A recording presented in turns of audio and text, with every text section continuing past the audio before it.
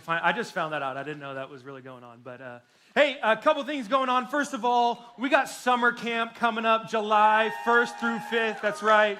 If you have not signed up yet, make sure you sign up. We have payment plans available for you. If you went to winter camp, you get a discount. So if you went to winter camp, sign up for that. And it's going to be a ton of fun. I cannot wait.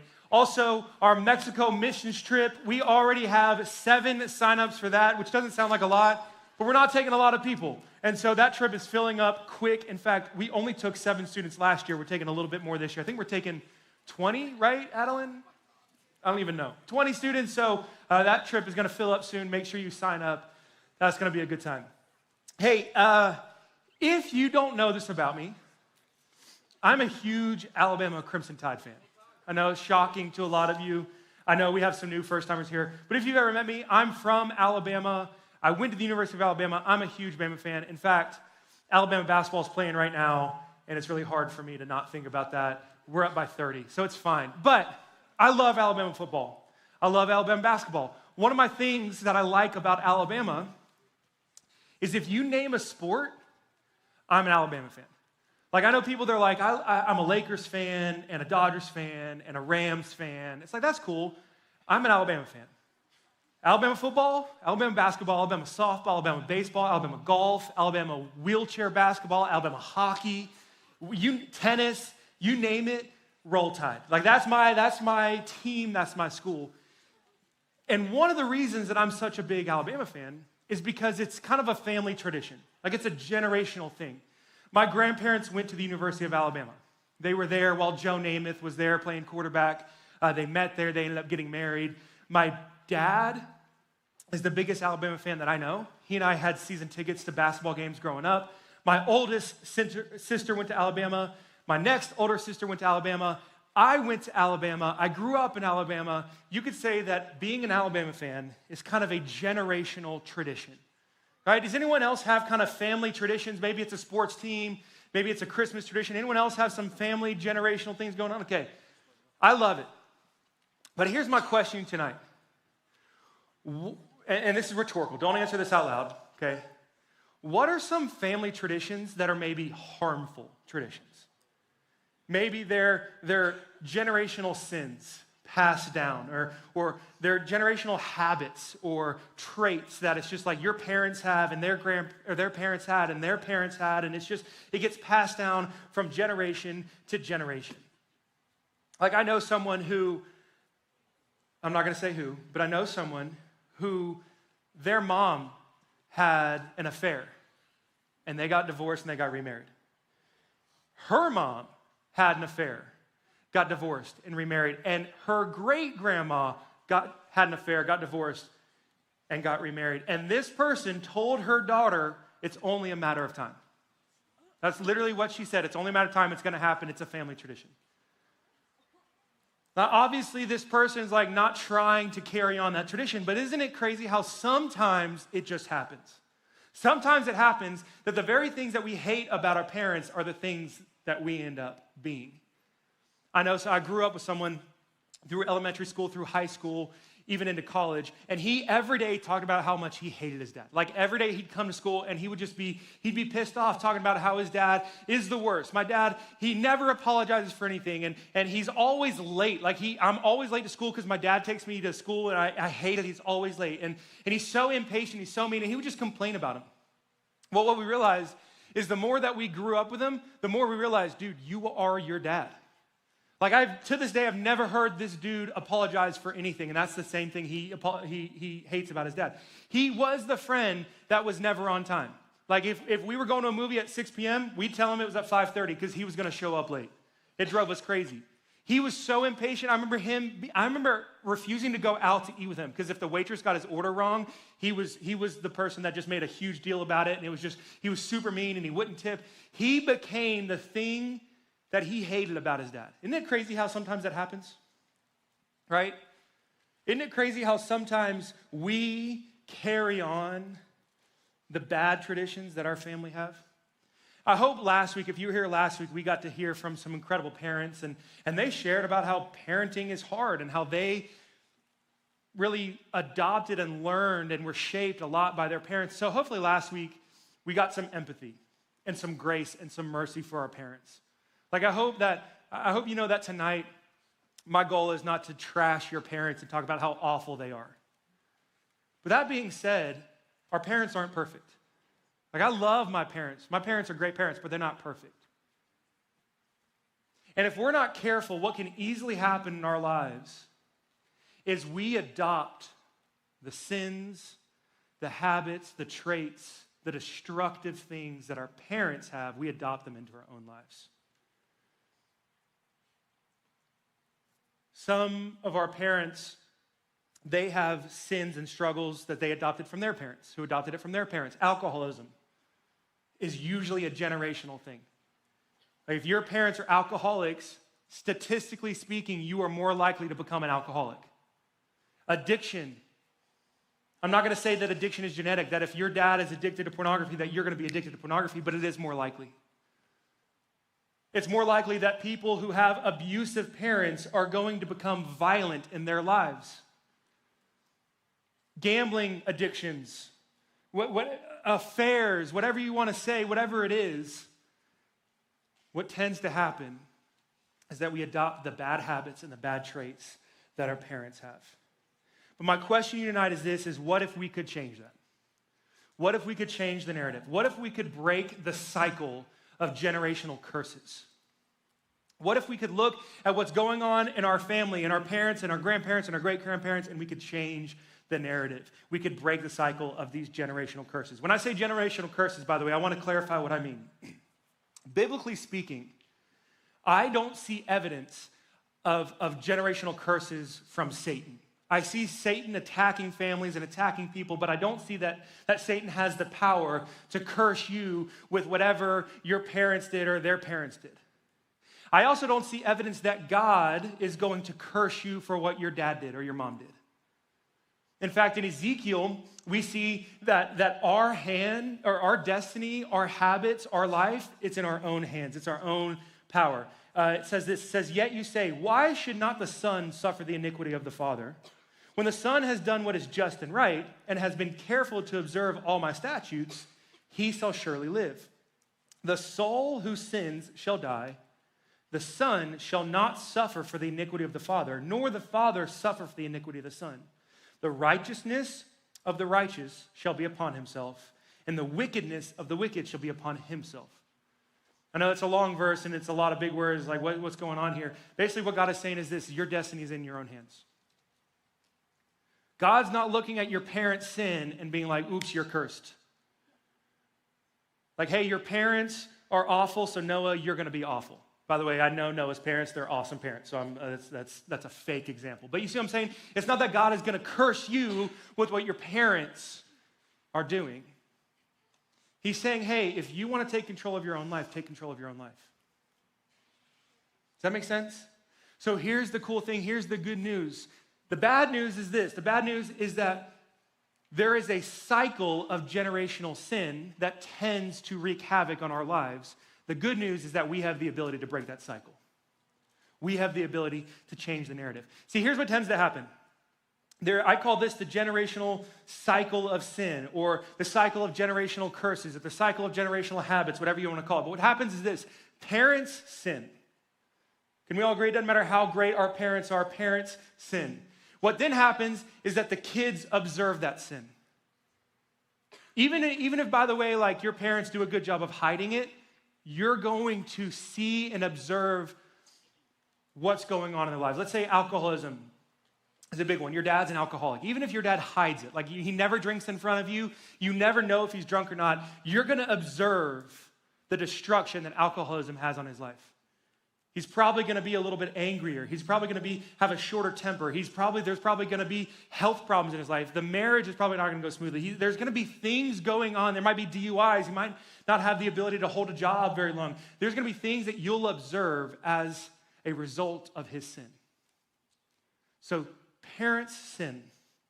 Alcoholism, abuse, addiction, gambling, whatever you want to call it, divorce, all that stuff. Parents sin, kids observe it. As a result of that, kids start to develop their own habits, their own sins. Usually, it's either the same sin or it's a result of that sin. So for instance, I said it earlier, usually parents who live in addiction, their kids are more likely to live in addiction. It just happens. But okay, so let's say maybe your parents are abusive. I'm not going to say that you're going to be abusive, but what will tend to happen is it's more likely that if your parents are abusive, the kid will fall into addiction. Because what happens is they go to something to numb the pain. They go to weed, they go to alcohol, they go to whatever it is to numb the pain. And so even if you didn't adopt the actual sin, you maybe adopted a bad habit that was a result of that sin. And then what happens next? Eventually, we become parents. And the cycle starts all over again. You see how this cycle of generational sin happens? Parents sin, kids observe it. Those kids develop their own habits or their own sins, and then eventually kids become parents and it starts all over again. It goes again and again and again. You see what I'm talking about here, everyone? Does this make sense? Here's the good news. We can break the cycle. This would be really, really, really, really discouraging if I just put that on the screen and said, by the way, whatever your parents struggle with, you're going to struggle with. The Bible says the opposite. The Bible says, by the way, your parents might struggle with something. Your friends might struggle with something. Your ancestors for years and years and years might have struggled with something. You don't have to. You don't have to. I come from Alabama, where racism has been not just it's a generational thing all throughout the South. One of the things that I love about my family is that they've broken that cycle. That was how my dad was raised. My dad he was one of the only 3 white guys that went to the public high school in Selma, Alabama. If you don't know where Selma is, it's a big part of the civil rights movement in the South. And my grandparents made my dad go to the public high school as a statement that we will not be racist, which is actually a really cool thing. I love that they broke that cycle of racism in the South, at least for my family. Whatever the generational cycle of sin is in your family, you can break free from it. You hear me? That's good news. You can break free of the cycle. There's a story in the Bible that a lot of you might be familiar with, the story of David. Anyone ever heard of David before? Next week, I'm not going to go too deep into it because next week we're actually starting a 3-week series on David. In David's life, he went through 3 major trials, and we're going to actually go through those 3 trials and talk about how we can overcome trials in our life. We're going to look at the 3 trials that he faced. So I'm not going to go too deep into David's story, but there is a season of David's life where he has a really interesting relationship with 3 separate people. After David killed Goliath, he becomes servant to the king. The king's name is Saul. By the way, if you want to read this, you can find it in 1 Samuel 18. It goes through the next few chapters. But he becomes servant to the king Saul. Saul, by the way, is king over Israel, king over the Jewish people. David would eventually take over for him as king. But for now, he's the servant of the king. He's like whatever the king needs, David does. There's a day where the king can't sleep. He has a headache, and he calls David in, and David plays music for him until he can fall asleep. David eventually is put in charge of his army. David is the servant of the king. That's the first relationship. The second relationship is with the king's son, Jonathan. Jonathan is David's best friend. It actually says that they are like brothers. It says that their souls are intertwined. They are closer than just friends. They are brothers. And then the third is actually the king's daughter, Michal. It's a weird name for a girl, but whatever. If your name's Michal, I'm sorry, okay? He ends up marrying the king's daughter. But the reason I want to tell you this story, I'm not going to focus on David per se right now, but what I'm going to focus on is that you have a father and 2 kids. The father in this story has some destructive habits. He has some sins. He has some traits about him that wreak havoc, not just in his life, but the people around him. See, what happens to Saul is this. When David becomes Saul's servant, David becomes successful in whatever he does. Like Saul gives him task after task after task. Even some tasks Saul gives David hoping that he fails. But in whatever David does, he's successful. And what happens is the more successful that David is, the more jealous the king becomes. Like he becomes so jealous, it's crazy. The people write a song about King Saul. And in the song about King Saul, they say, King Saul has slayed thousands of Philistines, but his servant David has slayed tens of thousands. And that just makes him so mad. He's like, how dare they honor my servant more than me? And he becomes jealous. He becomes angry. It says that he actually becomes inflamed with anger. You ever been so angry that it hurts you? It eats you alive. You can't sleep. You can't eat. You can't think about anything because you're so angry. That's what happens to the king. And then his jealousy and his anger actually turns into violence. He tries to kill David himself 3 times with a spear. In fact, actually, he doesn't want to just kill David with a spear. It says that he wants to pin him against the wall with a spear. He wants to violently kill David and tries 3 times. Not only that, he sends his soldiers to kill David. David is in charge of his army. And he's like, hey, I want you to go kill your general. He sends his son. Remember Jonathan, his son, his best friend, David's best friend? He sends his son to trap David, to kill him, to scheme against him. He sends his own daughter to kill David. In fact, one of the reasons that he allowed David to marry his daughter was that he hoped that his daughter would be a spy for him. Imagine that, ladies. If your dad was like, hey, this is a great guy, you should date him, you should marry him, and then you find out that your dad just wanted you to be a spy. Like, that sucks, but that's what this king did. So you have this king who is driven by anger and jealousy and bitterness. And then you have the 2 kids. And they have an option to either carry on the family tradition of sins, of destruction, or to do their own thing. Jonathan is sent by his dad to kill David. And when he gets there, he goes and he approaches David, sent by the king to kill him. But instead of killing him, he actually says, hey, David, my father has sent me to kill you. You need to flee. You need to run away. Go to the city. And he helps him escape. And he helps hide him. And he helps him get away. And then he actually goes back to his dad. And he talks to his dad. And he calms him down and says, you will not kill David. Why are you sinning against this man? And calms his dad down. So he breaks the cycle of generational sin. He said, I will not be angry or bitter or jealous like you are. It ends with me. The daughter, what does the daughter do? The daughter actually, he sends the daughter to go home and basically seduce her husband and says, I need you to have sex with him and get him to fall asleep, and in the morning, my men are going to come and kill him. And what does he do? She goes home and she says, David, if you stay here tonight, you will die in the morning. And she helps him escape out the window, and she actually builds a life-size like doll and puts it in his bed instead, so when the men come in the morning, they try to kill him, it's a doll. Why do I tell that story? You have a father who is sinful, who is angry, who is bitter, who is jealous, and then you have 2 kids who love their father, but they break the cycle. They say, I will not commit the same sins that my dad did. Guys, that's our job. I'm not here to trash your parents. I hope that your parents are great. I hope that last week helped us have a little bit more empathy and grace for our parents. But I am here to say this.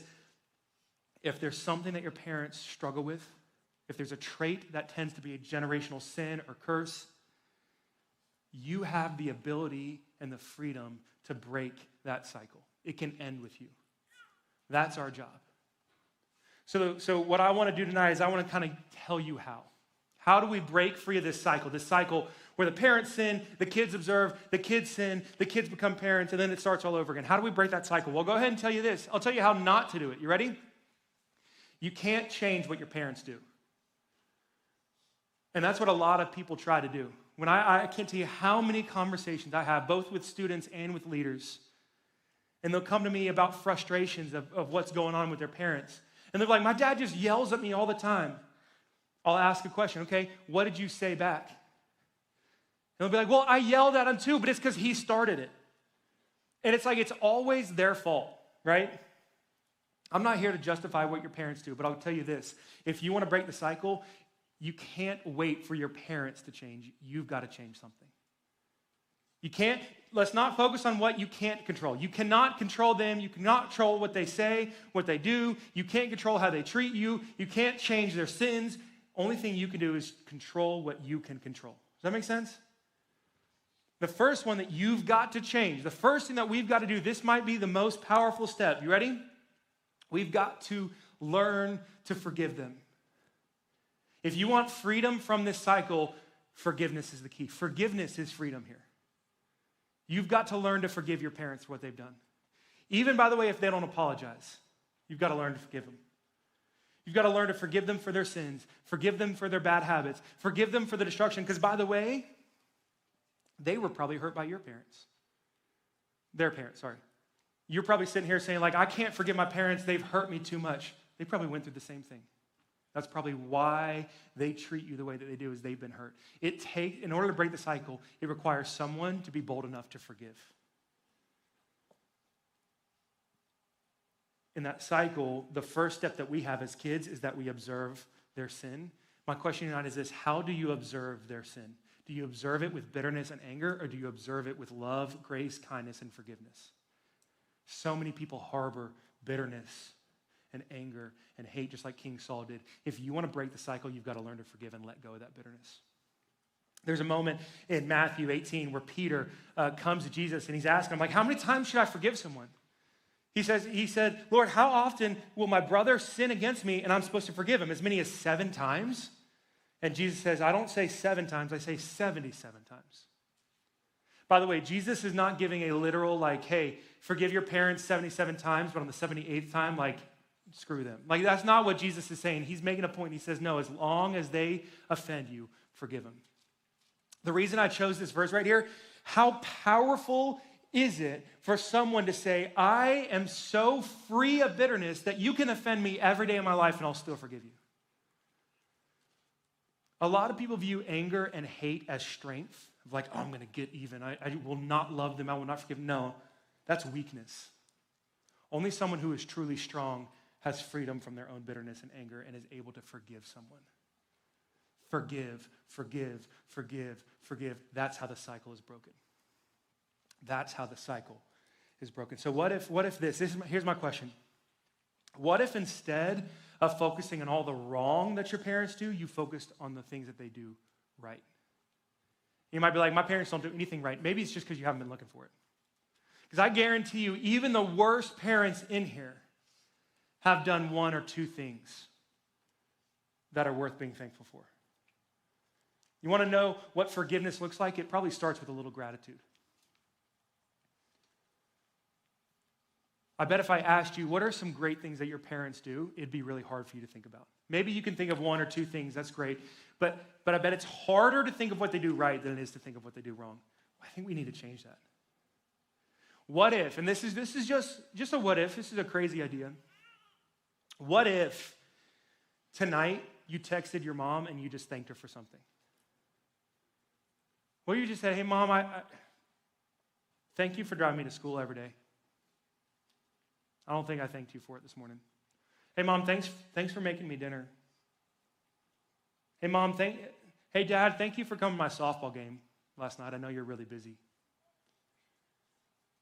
Hey, Dad, I appreciate you pushing me to the best version of myself that I can be. I don't think I thank you for that enough. And that's probably really awkward, but it shouldn't be. I was talking to my team about this earlier. Like, it would be awkward if I just randomly on a Tuesday night texted my dad who lives across the country, like, hey, Dad, thanks for being a great dad. Like, that's awkward. It shouldn't be awkward. Why is it easier for me to talk crap on my parents than it is to say one thing that I'm thankful for? I feel like if we could just start being a little bit more grateful and focusing on what they do right rather than what they do wrong, I feel like we could break the cycle of bitterness and anger. I don't know about you, but I feel like that's a pretty good idea. Just think about it. But if you want to break the cycle, you first got to forgive. The second thing we've got to do, I need you to ask yourself, what habits am I introducing into my life? You can't change what your parents have done, but you can control what you do. And a lot of people just adopt the habits that their parents have, or they adopt other habits as a result of what their parents do. Ask yourself, what am I allowing into my life? Romans 12:2 says, don't be conformed to this world, but be transformed by the renewal of your mind, that by testing you may discern what is the will of God, what is good and acceptable and perfect. Don't be conformed to this world, be transformed. That's the gospel. The gospel is that we have been forgiven and we have been redeemed. Why do we allow generational sins into our life when God says that we are a new creation, the old has passed away, behold, the new has come? What if we started to adopt new habits? And rather than just accepting the destructive sins and habits that have been in our families for generations, we started to make some new ones. I'll go ahead and tell you this. I've said this before. I love my dad. My dad is an amazing dad. My dad struggled with anger. His dad struggled with anger.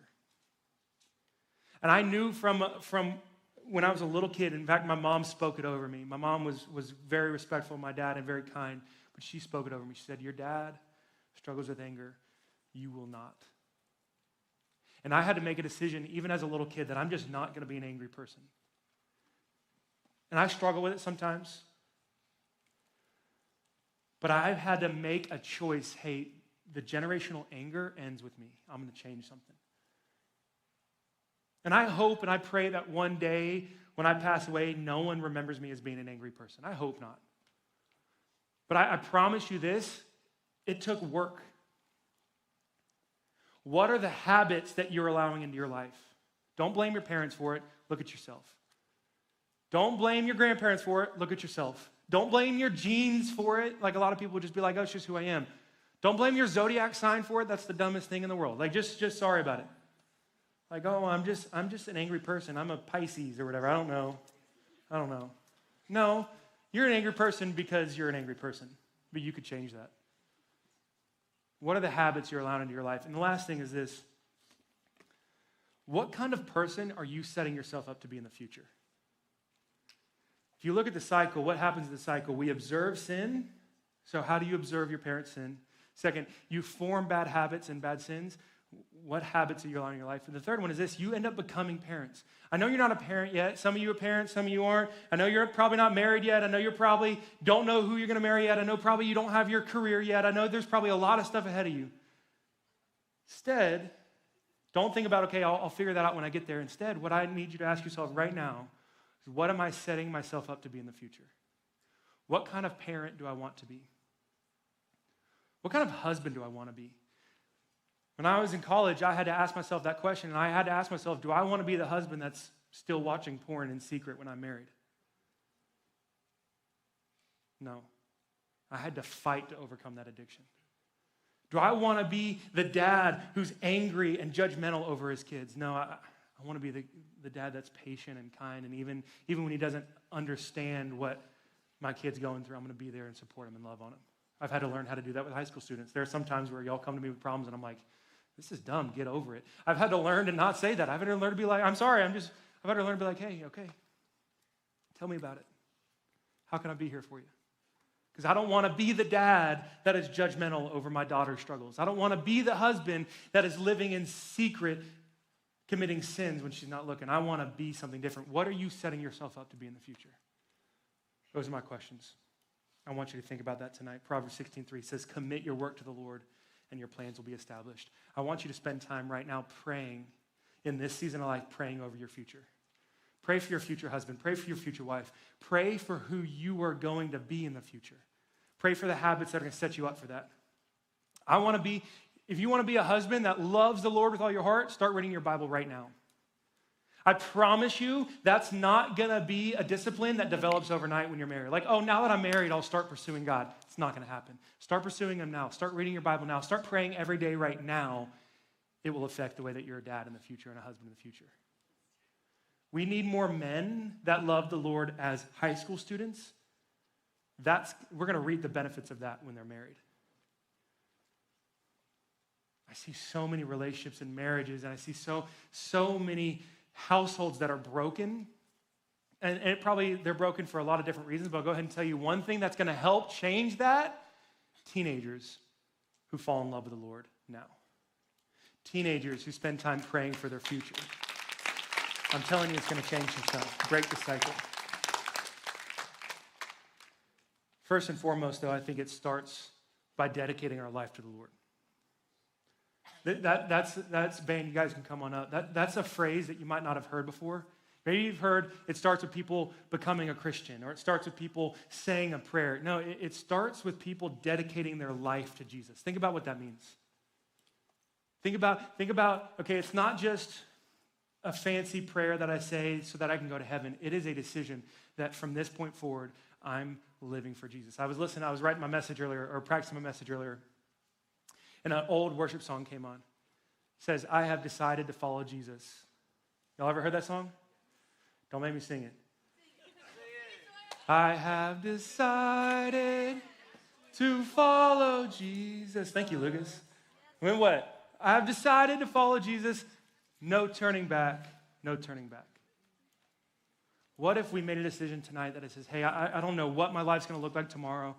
I don't know how I'm going to overcome this sin. I don't know how I'm going to overcome my addiction. I don't know how I'm going to heal from the hurt that's been done to me, but I'm deciding right now to follow Jesus. There's no turning back.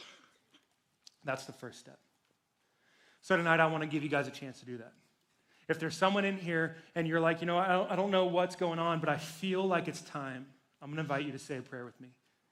This prayer right here is a decision to follow Jesus, to not turn back. To say, I'm going to follow Jesus. I'm going to give my life to him. I'm going to live for him from this moment forward. I promise you, it won't just, yes, it'll get you into heaven, but it won't just get you into heaven. It will change your life. It will change your future. It will break the cycle of generational sin if you can decide right now, I'm going to follow Jesus, no turning back. Lord, right now I pray for every student in this room. God, first of all, I pray that we can heal from any hurt that our parents might have done to us. God, there are students in this room, their parents are abusive. Maybe their parents are angry.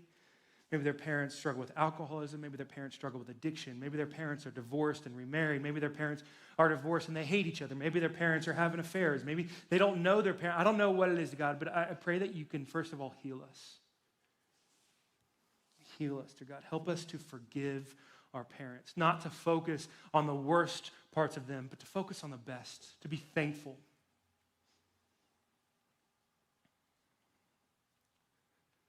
God, I pray that you help us to break the cycle of generational sin, of generational curses. Lord, I pray that you help us to break that cycle, that it ends with us. God, like King Saul lived in sin, but his kids decided to be different. Help us to be different. God, this is not a judgment against our parents. This is not a chance for us to bash our parents. This is just a chance for us to say, I'm going to make a change. Help us to do that. Right now, no one's looking around. I'm going to ask you to keep your head bowed, eyes closed. If you're here tonight and you're ready to make a commitment, if you're ready to say, I am deciding to follow Jesus. You might have a lot of questions. That's okay. You might not know what comes next. That's okay. If you're ready tonight to make a decision, I am following Jesus. I'm going to invite you to say a prayer with me. The book of Romans says that if you believe in your heart and confess with your mouth that Jesus is Lord, you will be saved. That's what we're going to do right now. If you're here tonight and you're ready to follow Jesus, I'm going to ask you to say a prayer. Before we do, I'm going to ask you to raise your hand. Not yet, but in just a moment, I'm going to ask you to raise your hand so I can see who I'm praying with. Just because I want to know. No one's looking around. Right now, if you're here tonight and you're ready to follow Jesus and say, I am committing my life to him, will you quickly slip up your hand so I can see who I'm praying with? Thank you. I see you. Wow, all over the room. Thank you. Thank you, guys. Thank you all back there. Thank you. Thank you. Thank you. I see you guys. You can put your hands down. Thank you. All over the room. If you raised your hand, say this prayer with me. You can say it under your breath. You can say it quietly. But say it to God. Say, God, I need you. Say, right now, I am deciding to follow Jesus. No turning back. I give you my life. I give you my heart. I pray that you forgive me of my sins. I pray that you heal me of my hurt. I ask that you help me to forgive others. Maybe there's someone on your heart that you need to forgive. Ask God to help you.